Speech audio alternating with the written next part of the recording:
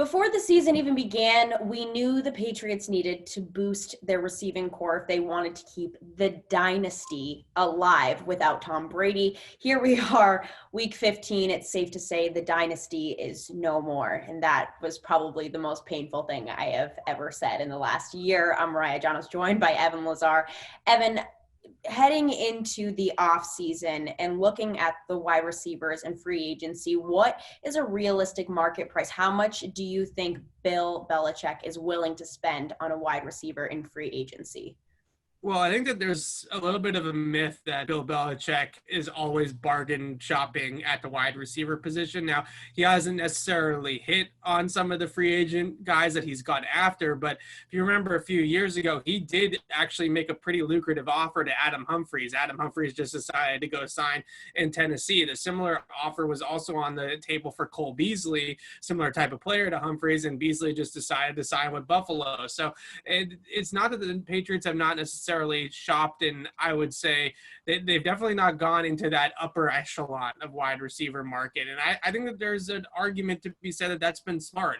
I think if you look across the league, for the most part, I'm not saying in every instance, but for the most part, teams that shell out a lot of assets or a lot of cash for these big name wide receivers, it hasn't necessarily worked out. Now, this year, I think it has in some instances. Stephon Diggs in Buffalo has certainly worked out. DeAndre Hopkins in Arizona has worked out.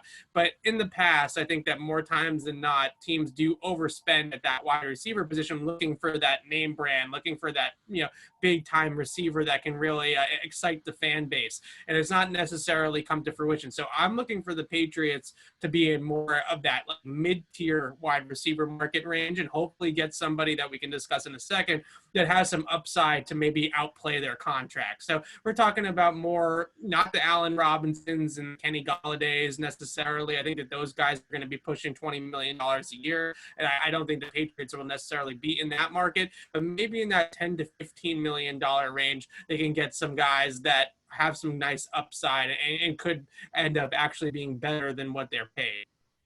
Yeah, and I mean, I know that everyone does have a price tag, but I feel as though naturally you really didn't have to sell people on coming to New England a couple years ago. Now, fast forward after this season, even 2019 when Tom Brady was still here, we've seen the decline, and I feel like it's just going to get a little bit harder to make guys want to come here and want to play. But like I said, everyone has a price tag. Especially if you don't know who the quarterback is, right? Yes. If a wide receiver, a free agent wide receiver has no idea who the starting quarterback is going to be, then why would you sign here? If you're Allen Robinson and they're like, it might be Cam, it might be Stidham, it might be somebody we draft, we'll see. That's not as intriguing as Allen Robinson getting told by another team like, this is our guy, and him liking that guy, whoever's in place. It's definitely a tough sell as of right now. Patriots Press Pass is brought to you by Manscaped. Get 20% off and free shipping using the code PressPass20 at manscaped.com. That's 20% off with free shipping using the code PressPass20 at manscaped.com. Take the leap and join the Manscaped movement today. So who are the actual players that you can see the Patriots targeting during free agency?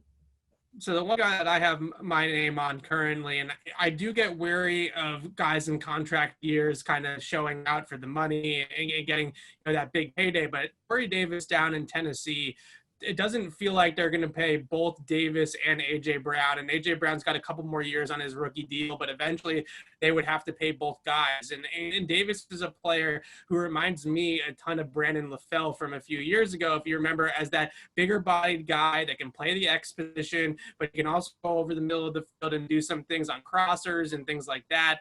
And I think that he might actually be a better player in the long run than somebody like a LaFell. And the Patriots have not had an opportunity because of where they've been drafting in recent years to go up into the top 10 and pick somebody that has the pedigree and has the measurables and has all the total package like a Corey Davis has. So he's a former top 10 pick. I believe he went 6th overall to Tennessee a few years back. That's a high upside, high talent type of player that's starting to sort of figure it out. It was slow at first, but started sort of figuring it out in Tennessee over the last couple of years, and especially this season. On top of that, he's also killed the Patriots in the past and killed Stephon Gilmore a couple of times. So maybe the Patriots are one of those teams sometimes that fall in love with guys that they've played against that have burned them. So I think that he's the sort of guy that won't break the bank necessarily, I don't think. I think you can get him in that mid-tier range that I was talking about. He's still super young. He's got a high upside and a high ceiling. And I think that there's a role in this offense that you can project him into.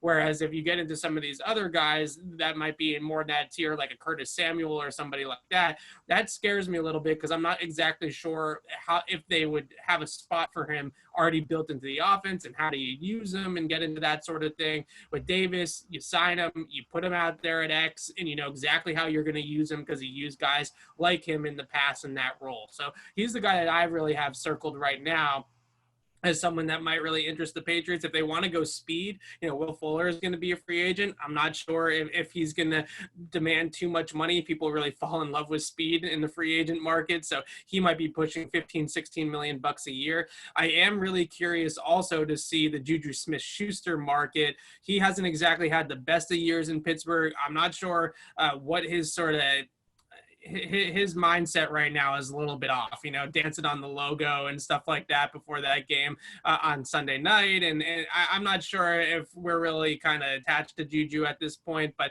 if his market ends up souring a little bit just because of how this year has gone for him in Pittsburgh, then maybe he's somebody that's younger that you can get on the cheap. So I would look for some of those guys that maybe they had chances at in the draft, maybe they didn't in Corey Davis, that maybe a few years ago they were really high on, but it just didn't work out the way that the draft unfolded. Yeah, it'll definitely be interesting to see what moves they make. And like you said, it really would not surprise me if Bill Belichick went after someone that has previously beaten him because he loves those guys. For all of our Patriots coverage, head to clnsmedia.com and subscribe to our YouTube channel over at Patriots Press Pass.